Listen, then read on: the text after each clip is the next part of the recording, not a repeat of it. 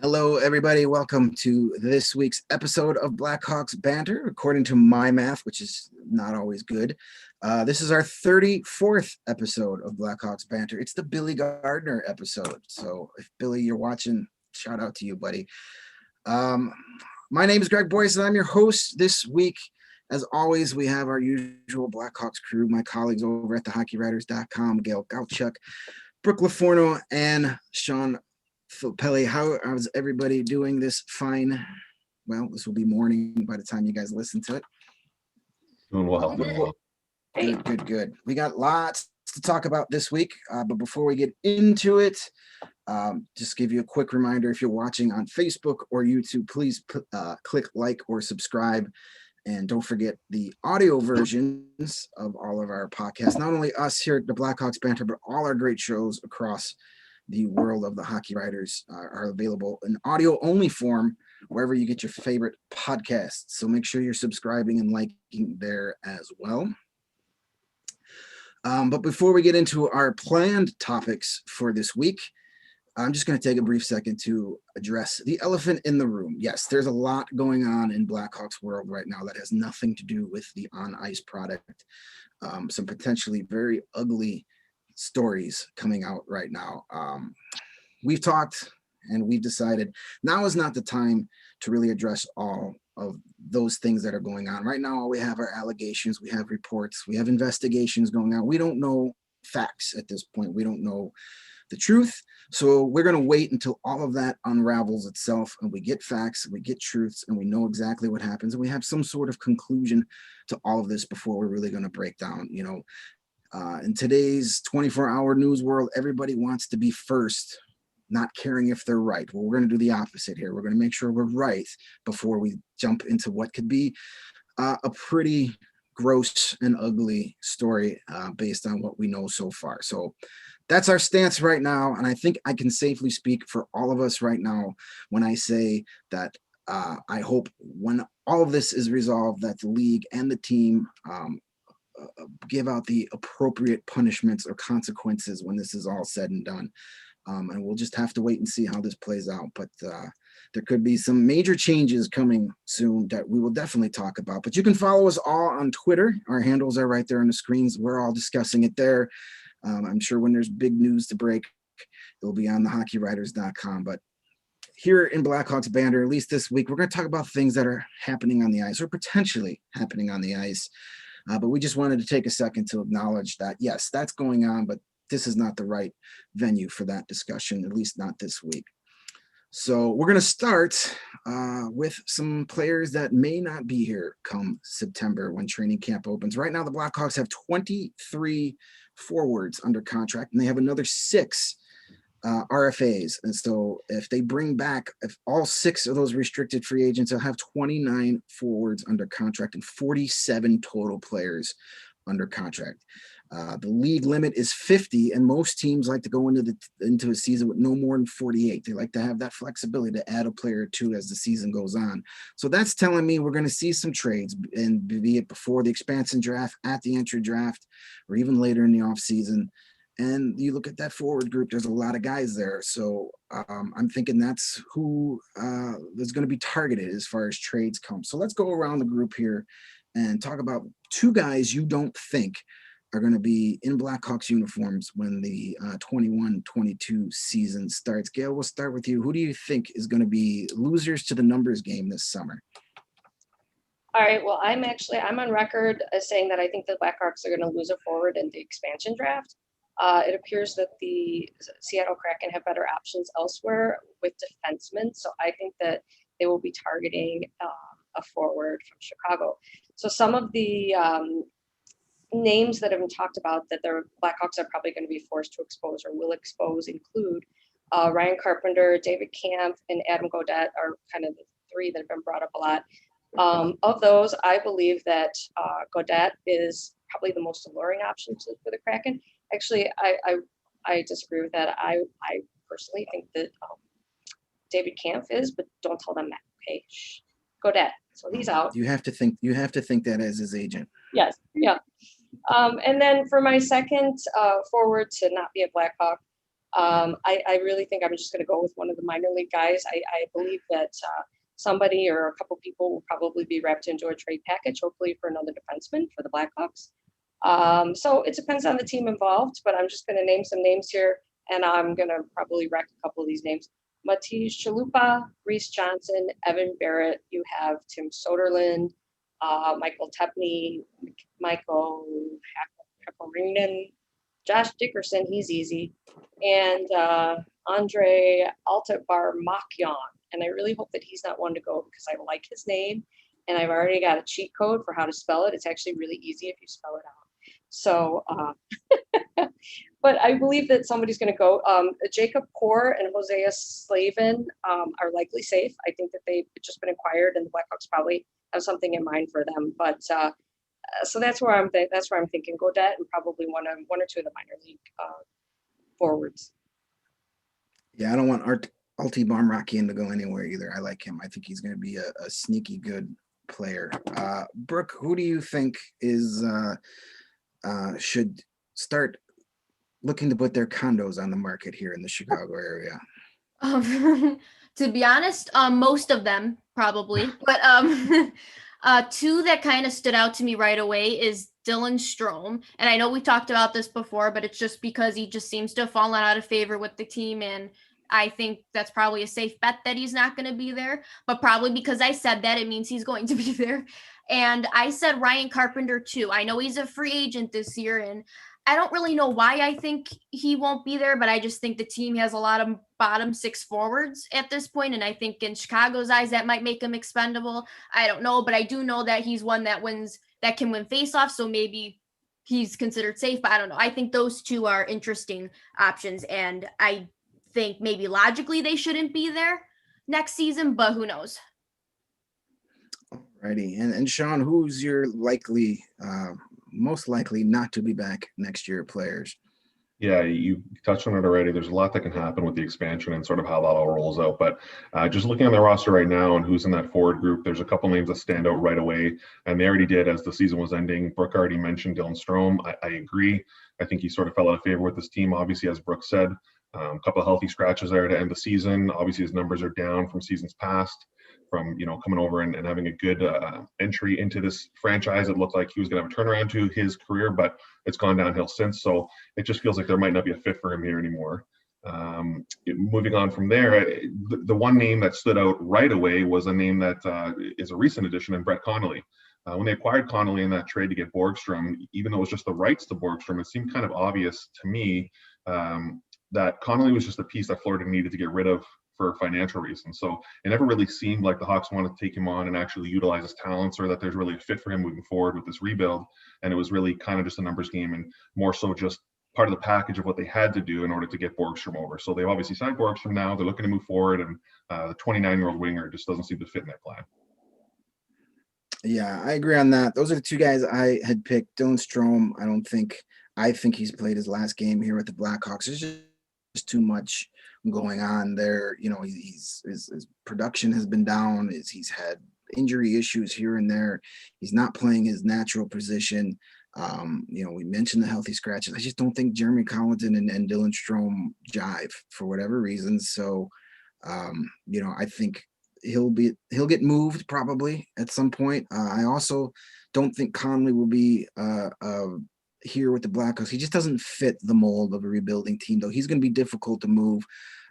But you could possibly maybe make one of them fancy deals with the Kraken and say, hey, if you take Connolly off our hands, so you guys get, above the salary cap floor, we'll throw in another guy, maybe a Mackenzie Entwistle or one of those other young guys. So out of those young group of forwards, I think we're going to be a couple of those guys gone as well. But it'll be interesting to see. There's definitely a lot of moving parts here.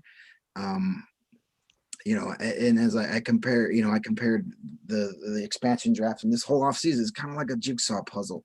You got to fit 1,000 pieces together before you get the whole picture. So no matter what happens, I'm asking fellow Blackhawk fans to have some patience this offseason, because one move is made, that could just be the first in a chain of moves. So just see how the whole summer goes before we get the pitchforks and torches out, which we're probably going to get anyway, but at least wait to see what happens.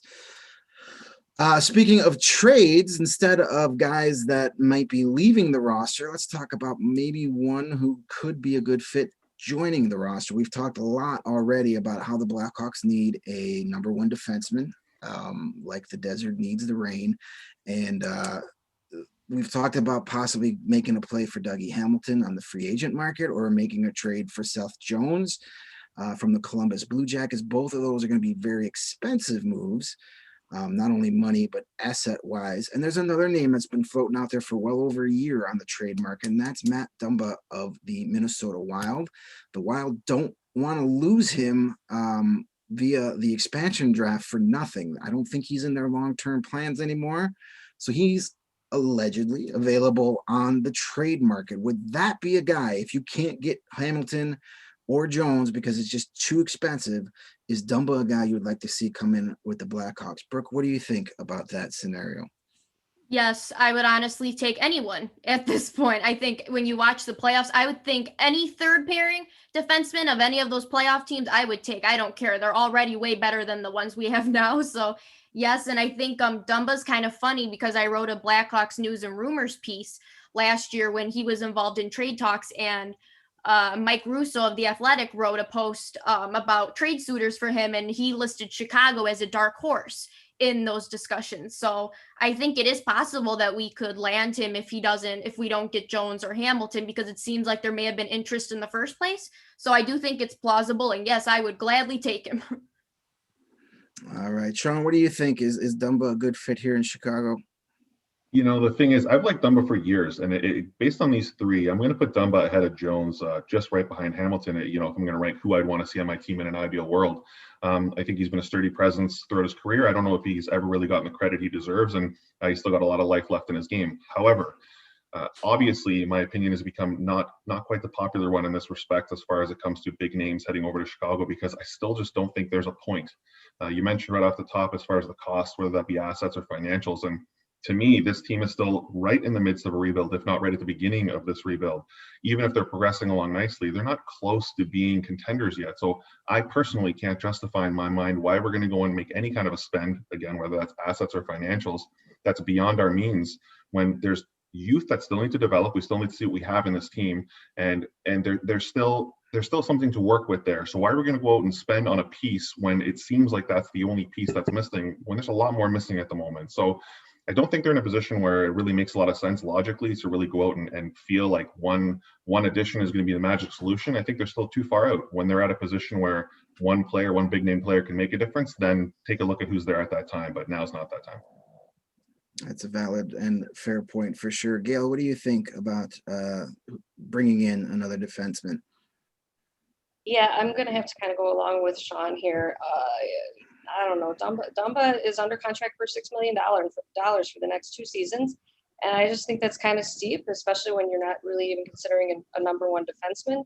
Even these upper echelon guys in more upper echelon guys in Seth Jones and Dougie Hamilton. When it's all said and done, I think that other teams are going to offer them better packages and offer them better deals. So with all that said, I would lean towards the more conservative approach, perhaps, and not as popular, but maybe acquiring a little bit of an older defenseman that might be willing to sign for less money and just a few years. This would give the defensive prospects that the Blackhawks have now a little bit more time to get up to speed, and it would give the team a little bit more flexibility in the future. So somebody that comes to mind would be like an Alec Martinez from the Vegas Golden Knights. He's going on 34 years old.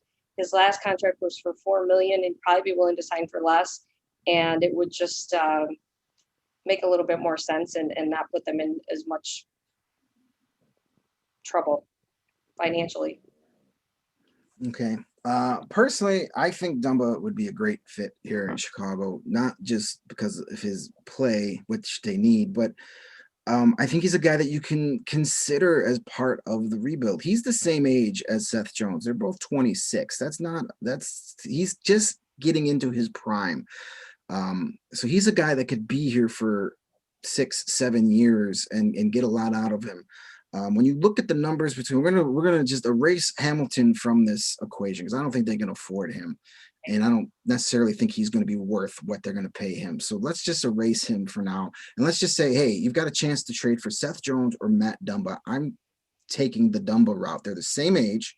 You get in 2 years guaranteed as opposed to just one. When you look at the numbers, they are nearly identical. Seth Jones gets more of the hype, but their Corsi for percentage over the careers is only like a 1/10 of a percentage point difference. Their point per game over their career averages are nearly identical. Seth Jones blocks more shots traditionally per season, but Matt Dumba throws a lot more hits. He's a much more physical player. And as we've seen in these playoffs, you need that. Everybody tells me on Twitter, the Hawks need more grit. Matt Dumba is more grit. $6 million. He's not your typical number one defenseman, but he could be a top pairing defenseman. $6 million is cheaper than whatever you're going to pay Seth Jones to keep him here beyond a year. A lot cheaper. What you're going to give up to get him is going to be significantly less than what you give to get Jones. So say you get him for 2 years and you extend him for another whatever at around that same term, Seth Jones is going to want $7-8 million per season beyond this year. And I think he's just a really good fit with the Blackhawks. I wrote in my Adam Boquist player grade that came out a couple days ago that you could read at thehockeywriters.com, by the way. One of the things the Blackhawks need to do for Boquist is identify a long-term partner for him, a defensive-minded, defense-first defenseman that can also skate well enough to keep up with him on the ice. That's Matt Dumba. He could be a part of the rebuild. He's not just a piece that by the time the Hawks get good again is going to be gone. He could be part of the reason that helps the Hawks get good again. And I would be all for it. If you had to give me Jones or Dumba for a trade, give me Dumba and twice on Sunday. That's what I'm saying.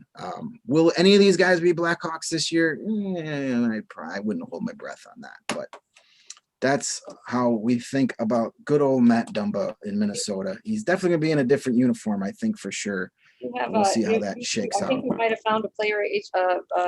You're the player agent for Dumba now too. See, I like guys too. I don't just hate everybody, and I'm not angry at everybody. There's guys I like.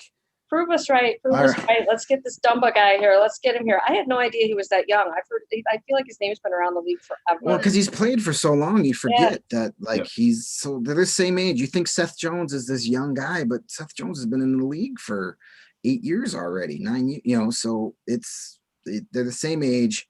But we already talked about that. Let's move on. Talking about younger guys, way younger than 26. We have the Stanley Cup Final set. We'll talk about more of that here in a minute. But so everybody else, all the other 30 teams are really focusing on the expansion draft. And then right after that is the entry draft. The Blackhawks, of course, have the 11th overall pick in the first round. So let's go around the group here and discuss who we would like to see the Blackhawks take with that 11th pick. And we're going to start with Shaun, and I don't think he's going to surprise any of us by the direction he's going here. Well, listen, I mean, it seems unlikely that this player is going to be around by 11th pick with the buzz he's currently getting online. But obviously, I'd be happy if the Hawks drafted goaltender Jesper Walstad. He's proving as an 18-year-old to already put up pretty decent numbers over in Europe and in Sweden, and whether it's in the league or representing internationally, he's a sturdy presence. He's dynamic in the net. He makes the big saves, and he's already becoming a decorated goaltender, and he's not even 20. So despite all of that and beyond all of that, the reality is the Blackhawks don't necessarily have a lot of depth in their goaltending system. So adding more in that regard is never going to be a bad thing. Obviously, they brought over Drew Commesso in last year's draft, so why not continue that trend and move up a little bit in terms of their focus this year and this time around. They obviously have a lot of players that are currently working their way up through the system and proving their presence and their value, so let's put a little more attention into goaltending and beef that area of their game up as well. Sounds good. Gail, now in the preview post, you said you want the best player available, but I'm not letting you off that easily. If you don't have a specific guy, what would you like to see them do? Do you want them to get a goal scorer? You want to get a defenseman? How would you like to see them draft here? Okay. Yeah, I knew because might seem like a bit of a cop-out, and I know that you did give me some crap for this, but I am going to stand by my answer that I think that they should take the best available player, right? Okay, well, that seems silly, but right, I did almost say best available forward, because let's face it, first and second picks in 2017, first and second picks in 2018, and in 2019, right after Kirby Dach, all defensemen, right? So, and then I was thinking about jumping on the Jesper Walstad train, right? And I would still totally support that if he was the best available pick at number 11. And the reason I say that is because, let's face it, these guys are all assets for the future. When you pick somebody, you don't know when they're going to be NHL ready. You don't know who you're going to need, what your needs are going to be as a team at that time.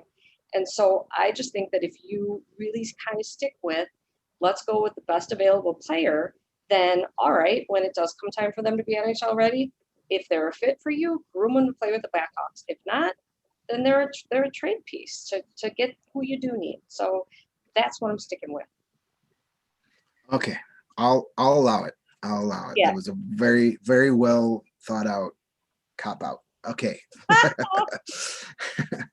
All right, Brooke. What? Who you want to see the Blackhawks take at number 11? I mean, yeah, I think a goalie would be nice. But a forward that came to my mind right away when you asked this question was Mason Mctavish. And that's because to me, he looks like someone the Hawks would target 1,000%. I mean, management keeps saying they need size, speed, grit, and skill. And he seems like he checks all those boxes. He's 6'2", 207 pounds. And he's also considered to be a goal scoring power forward. So if he's available at 11 and say the goalie's kind of off the table, then yeah, I think he would be a good pick. And you know what? I know McTavish is considered to be kind of a top 10 maybe, but I don't think we all expected that Justin Fields would fall to the Chicago Bears at number 11. So we may get lucky. Who knows? But that's who I would go with if everything else is kind of off the table. Yeah, I would be all in favor of Mason McTavish with the Hawks. I don't think he'll be there at 11, but as you said, you never know. This is going to be a very unpredictable draft just because there isn't like that consensus number one, and with the whole OHL not playing and shortened seasons, it's going to be kind of goofy. So this could be the year that one of those types of players falls. I too want the Blackhawks to take Jesper Walstad. They need to get a stud goalie prospect in the organization. It's not a knock on anybody who's there, but you don't have that guy. And you see it all the time when you put it out there. Don't draft a goaltender in the first round. Well, let's look at our final four teams in the Stanley Cup playoffs. Marc-Andre Fleury, Varlamov, Vasilevsky, and Carey Price. What do they have in common? They were all drafted in the first round of the draft. Yes, for every Rick DiPietro there's a Marc-Andre Fleury. Every draft pick is a risk. So goaltending doesn't make a difference if it's goaltending or defenseman. You're taking a risk. I don't think Walstad's going to be there, unfortunately. The Red Wings and the Senators both scare me as taking him before the Hawks. So I'll give a couple other options, since Shaun hit it on the nail on the head with Walstad as far as the player he is. There's another top-rated goaltender, Sebastian Cossa, out of Edmonton in the WHL, dominated this year, and he could be available at 11, but he might be gone too. It's possible that the Red Wings take Walstad and then the Senators take Cossa. If he's there and they still want the stud goalie, they could go there. Otherwise, if those two guys are off the board, then I say, along the same lines as Brooke, get a goal scoring forward that has some size, and two options there. Could be a Cole Sillinger, who's played for Sioux Falls in the USHL this season. He put up some big numbers in a shortened season, and Chad Lucius, who played for the U.S. national team, he put up huge numbers this season. He's a big 6'1" center, so you can never go wrong. But I'm for the goaltending.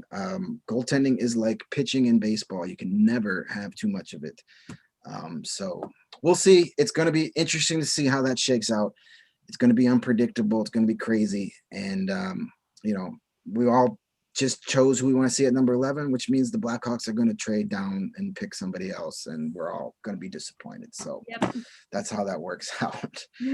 Before we switch gears and talk Stanley Cup Final, just want to remind everybody, if you joined in late, that to click like or subscribe on YouTube if that's where you're watching us, or over on Instagram as well.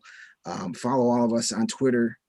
And like us or subscribe on your favorite podcast provider, as well as all the audio versions. And then you won't miss anything, not only the next episode of Blackhawks Banter, but all of our great shows across the THW brand. We've got tons of teams have their own shows: Sabres, Flames, Oilers, Red Wings, all across the board. We have Chicks with Sticks, our great all-female podcast, which I just listened to the latest episode. They're doing some great stuff on there as well. So like us across the board, you won't miss anything.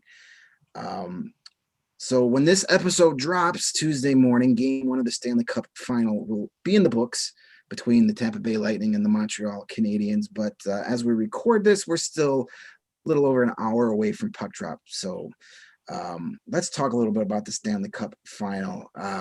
And tie it in with the Blackhawks first. After watching the first 3 rounds of these playoffs, especially that semifinal round, and seeing the type of hockey that is excelling this time of year, does that make you feel better, or does it make you feel worse about where the Blackhawks are right now as far as big picture? Gail, we're going to start with you. Miss Positive, we're starting with you, but no pressure. Okay. Where do I start with what the Blackhawks are missing? Depth at center, depth in general, shaky defense, lack of a number 1 goaltender. I mean, right? What else is there? Coaching, management. Okay, now I'm just really, really depressed. But mostly I feel sorry. They defeated Gail. We were in trouble. I don't know. They defeated Gail. We're in big trouble. I'm not done. But mostly I do feel sorry for the players, because, they just want to win, and they just want to play hockey, and this mediocrity just, has got to be really, really tough for them. I know it's tough for the fans, but these players have really invested in this. So, okay, here's my positive spin, right? So let's just look at what's still good. The Blackhawks still have Patrick Kane. The Blackhawks still have Jonathan Toews, we think. The Blackhawks still have Duncan Keith. Obviously, serviceable defenseman role needs to be pared down. Ooh, there's lots and lots and lots of young, talented players that we've really had a lot of fun watching the last year or two. You got Alex DeBrincat, you have Dominic Kubalik, you have Kirby Dach, you've got defensemen in Ian Mitchell, Adam Boquist, right? So these are exciting players. So let's hope that maybe they make some positive moves, add some complementary players in the offseason. And this is the Chicago Blackhawks. This is my team. And the goal should be to make the playoffs next season and go from there. Alrighty, Brooke, how you feeling after watching these playoffs? Where the Blackhawks at?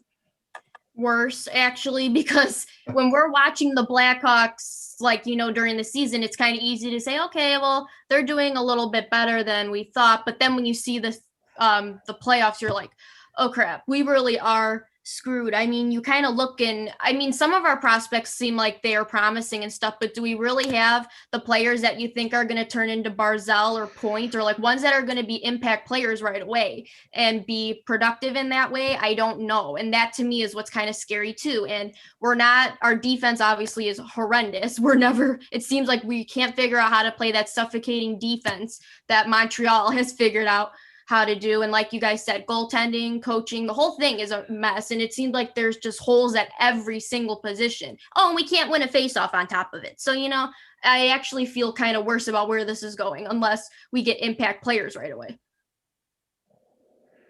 Fair enough. Maybe, we'll let the offseason dull you a little bit, and you'll have a better outlook come October, but we'll see. Shaun, playoff hockey. Yeah, it's not going so well, is it? To be honest, call me a realistic optimist, because I feel just fine. And the reason is, heading into this season, I expected next to nothing out of the squad. So what they did surprised me to the point of thinking that there was some potential that was already there to work with.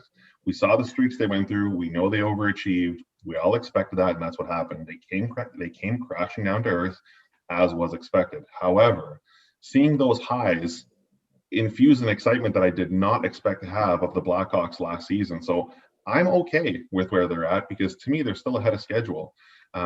Seeing what these teams are currently doing, especially the last two that are remaining, deserve to be there. And it's already been touched on, the depth at center, the speed, the skill, it's all there. But the reality is, outside of a few exceptions, Cole Caulfield being one of them and one of the main ones, all of the players that are there have worked to get there and have earned their spot. This isn't just fresh out of a rebuild like we're expecting of the Blackhawks. This took time. It took time for the Canadiens to get there and work their way there, and it took time for the Lightning to get there and work their way there. It's going to take the same time for the Blackhawks. So the fact that they surprised me last season, it just bodes well for optimism going into next season. I'm totally fine with where they're at, just expecting to see more progress as we move on. Okay. Yeah, that's fair. And, I'm not feeling great. And I'm not even going to talk about the roster. It's got nothing to do with the roster. I think the Blackhawks' biggest problems is the way they play. Look at these teams. They are hard to play against. Look at those 4 teams in the semifinal. They are hard to play against. The Blackhawks are not hard to play against. Nobody comes into the United Center and go, oh crap, how are we going to get our offense going tonight? No, they let them skate right through the neutral zone, and they let them get 12 shots per shift. And then they hope to score on the power play. That's not hard to play against. That's really easy to play against. Blackhawks need to be harder to play against. And the biggest difference that I see from these teams, especially you look at the Canadiens, you look at the Islanders, you can argue there's no real superstars on either of those rosters. They have some really nice players, but there's no elite players on those teams. But they play as a team. They play great deep. They play so good at 5-on-5. And the Blackhawks are terrible at 5-on-5. They've been terrible 5-on-5 ever since Jeremy Colleton showed up. Weird, huh? If it wasn't for a scorching white hot power play for 6 weeks last year, the Blackhawks would be picking way higher than 11th in a couple of weeks, like we just talked about. They have to get better at 5-on-5. They have to be harder to play against. And I don't know if they have the roster that can do that. They definitely need to add pieces, but they need a different mentality. They need to play different hockey. This whole kind of wishy-washy defense, let's hope we get a rebound and get out in transition, it ain't going to work. It doesn't work in the postseason, and it's not going to work. They need to be a harder team to play against if they want to be back to contendership. And that's got nothing to do with the roster. You can make this team play better 5-on-5 with the right system and the right coaching. I don't think the Blackhawks have that right now. That actually made me think of something. Sorry, didn't mean to interrupt you, Greg. No, go ahead. I think when Nikita Zadorov got acquired last season, I think he said in his interview that something that sticks out about the Blackhawks is that they need to be harder to play against. So if Zadorov thought we were easy to play against, that's pretty damning, to be honest. Yeah, I mean it's a thing. You got to make your opponents work for everything on the ice. Look at, yes, playoff hockey is different than regular season hockey. We can all agree on that. But Vegas had to work for every single shot they had in that series. Same thing with even Tampa and Montreal. They had to fight for every inch of that ice, whether it was in their own zone, the offensive zone, or especially through middle ice. The Blackhawks play way too soft through the neutral zone to really make a big difference. So we'll see how that happens. How that all shakes out, but hopefully we see a little different. Hopefully Jeremy Colleton was watching the playoffs and taking some notes, because we need him to play physical. Yeah, we can't outskate everybody, so let's try and something different. All right, anywho, let's wrap it up with some more predictions that we are probably all going to be wrong on, because that's our track record here at Blackhawks Banter. The Stanley Cup Final, as I just said, is kicking off tonight. So let's just go around the panel here and tell me who you think is going to win in how many games, and who is your pick to win the Conn Smythe Trophy as the most valuable player of the postseason. Brooke, why don't you lead us off and give us your fearless Stanley Cup Final prediction? I don't like this. I'm always wrong. I'm literally never right. And so, good Lord, I feel like it's the kiss of death whenever I say anything about any team. So on paper, it should be Tampa, but obviously in this playoffs that has meant nothing. But I'm gonna stick with Tampa in 6, maybe. Okay. Tampa in 6 and Braden Point being the Conn Smythe. Although last time I said Vegas with Mark Stone and that turned out awful. So who knows? Don't take my word for it. Yeah, did Mark Stone even play in that Montreal series? Yeah. I don't remember hearing his name get called. Boy, that Mr. Elite. That's another topic. Shaun, how do you see this series finishing up? Lightning in 5 and Vasilevsky lifting the Conn Smythe. All right, short and sweet, right to the point. I like it. Gail, how's your Stanley Cup looking? All right. Well, I want to see 7 games, please. Gosh, wouldn't that be fun? Let's make a series out of this. I said before the Habs Vegas Golden Knights series that I didn't think that the Habs were going to overcome the Vegas powerhouse, and they did. So I am not counting them out yet, even though I am leaning towards they're going to have a tough time against defending champion Lightning. But it'll be something that I'd like to revisit next week. I'm not counting out the Habs yet. And for my MVP, it's going to have to come down to the goalies. I mean, let's face it, we're watching 2 of the best goalies in the world here, Carey Price and Andrei Vasilevsky. So it's going to be really fun to watch. And I think it might be one of them, even though goalies aren't always usually picked. But one of them is going to come out on top, whoever wins. Yeah, this one's tough. It's a battle between my heart and my head. My heart wants the Canadiens to win because they've just been such a really good story. They've had it,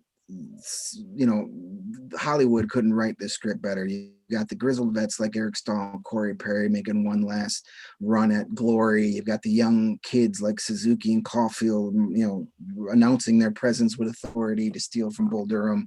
You've got Luke Richardson stepping in out of nowhere to coach them to victories. It's been fun. But my head says Tampa is the superior team, and the paper says that, but that's why they play these games on ice. They don't play them on paper. But unfortunately, I'm going to go with my head here. I'm going to pick the Tampa Bay Lightning to win in 7 games. I think it will go to distance. But don't fret, Canadiens fans. I know there's at least one of you watching.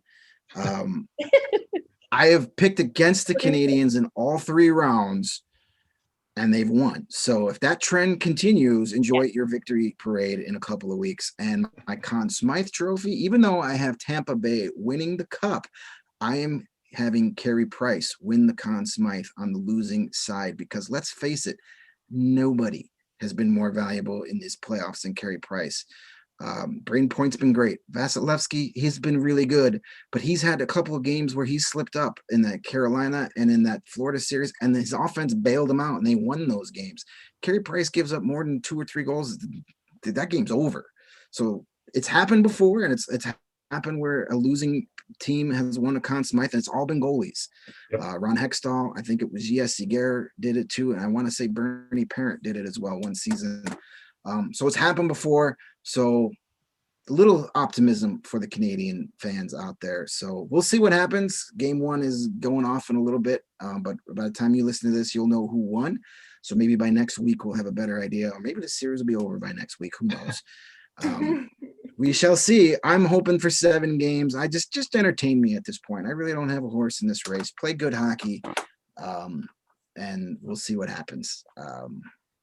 So that's going to wrap up this week's episode of Blackhawks Banter. Once again, I want to thank Gail, Brooke, and Shaun for joining me and chatting all things Blackhawks.